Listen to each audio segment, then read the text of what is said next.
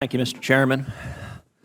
Mr. Ross, congratulations to you and your family on this nomination. I think you're going to do a terrific job, and I look forward to this committee working closely with you. I'll tell you one of the things I'm most excited about. You and I had an opportunity to visit at length, and your commitment to regulatory reform, to working to reduce the burdens of Washington on small businesses and job creators, I think is critically important, and I think it is shared by cabinet appointees throughout this administration, and that is one aspect that is going to have among the most dramatic impacts on bringing back jobs, expanding the number of high-paying jobs, and raising wages across the country. And so I commend you for that.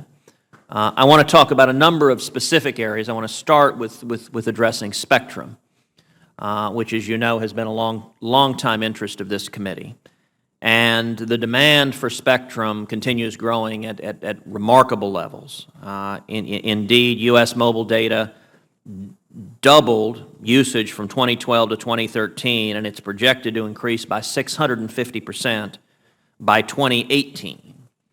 And spectrum is always scarce, but that's exacerbated by the fact that the federal government owns or shares roughly half of the spectrum.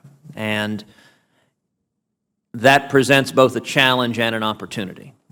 It is a challenge in that government agencies have been notoriously reluctant to give up or share any of the spectrum that they have control of. It is an opportunity in that it provides the potential for billions of dollars of revenue to the federal government, while at the same time opening up new spectrum that can create millions of high-paying jobs and increase wages across the country.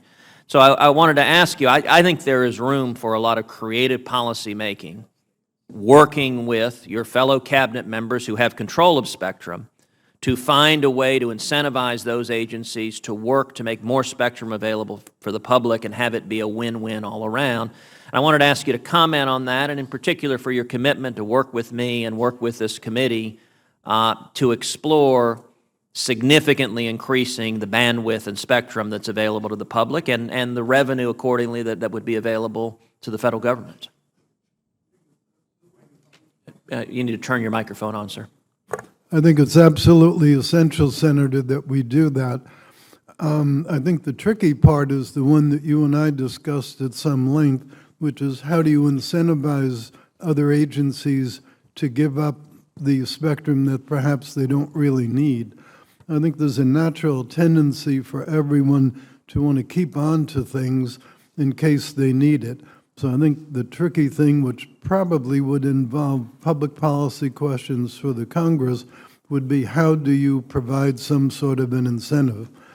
If there's something that Commerce itself can do, if confirmed, I will do my best to put that into effect, but I don't see anything immediately obvious as a solution that Congress itself could do.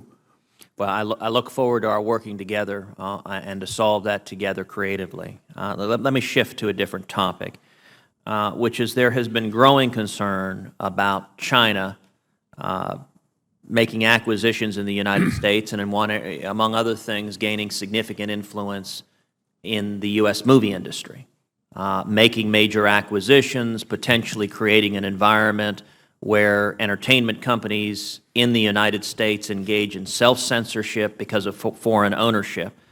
That concerns all of us who care about free speech and do not want to see speech censored by other nations. Do you share those concerns, and what steps do you see potentially that we could take to mitigate those concerns? I thank the Senator for that question. I think it's one of the most important questions facing us right now. And it's not just food. Food is certainly an element of national security by any measure, but it's also little high-tech companies. They're making a lot of venture capital investments, and maybe the dollars aren't so significant, but the technology potentially is.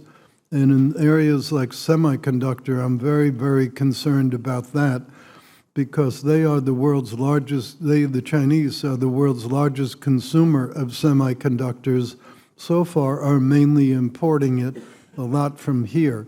And semiconductors are a basic building block.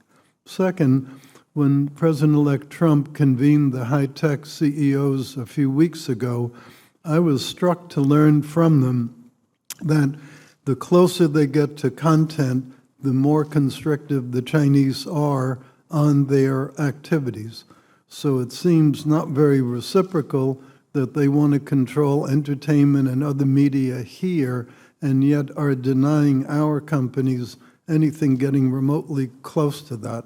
So there isn't even a balance, and that's a separate problem that's characteristic of a lot of the relationships with them.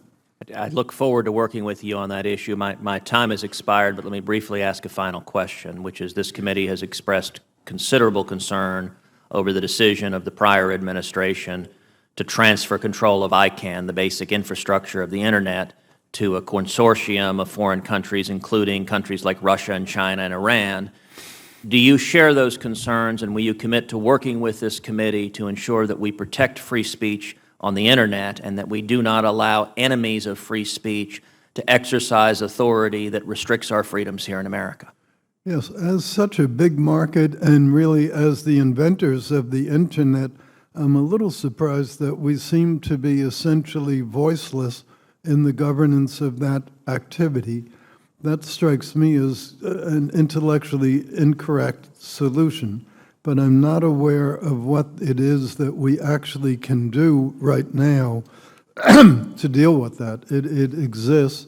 If some realistic alternative comes up, I'd be very interested to help explore it. Very good. Thank you. Thank you, Mr. Chairman. Thank you, Senator Cruz. Senator Baldwin is up next.